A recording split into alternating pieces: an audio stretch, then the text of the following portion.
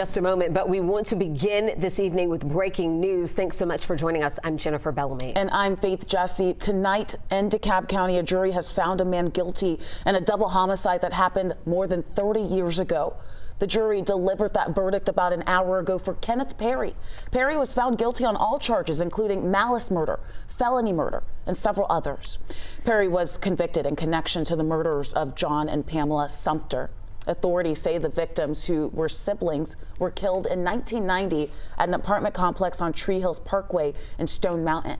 The case remained cold until last summer. Here's a look at that presser. Let's listen in. Kenneth Perry, guilty on charges of malice murder, felony murder, rape, aggravated assault, aggravated battery, possession of a knife during the commission of a felony, and theft by taking. DeKalb County Superior Court Judge Shondina Morris has scheduled sentencing for defendant Perry on Tuesday morning. I know that many of you have followed Mr. Perry's trial, but I would like to provide a brief overview of the facts of the case and our investigation. In the early morning hours of July 15, 1990, officers with the DeKalb County Police Department responded to a report of a person stabbed at an apartment complex on Tree Hills Parkway in Stone Mountain. When they arrived, they found Pamela Sumter, who had gone to a neighbor's house for help. Her attacker had cut all the phone cords inside her townhouse, so she was not able to call 911. Ms. Sumter was severely injured and told police that she'd been raped and stabbed, and that her brother John had also been stabbed.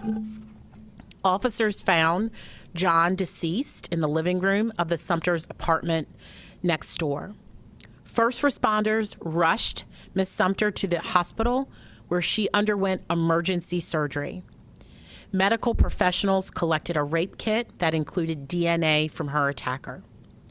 Police interviewed Ms. Sumter in the hospital, and she told investigators that her brother had brought a man over to their apartment and that she had then gone to bed. She woke up a few hours later with that man standing over her. The man brutally raped, stabbed, and tried to smother Ms. Sumter with her own pillow.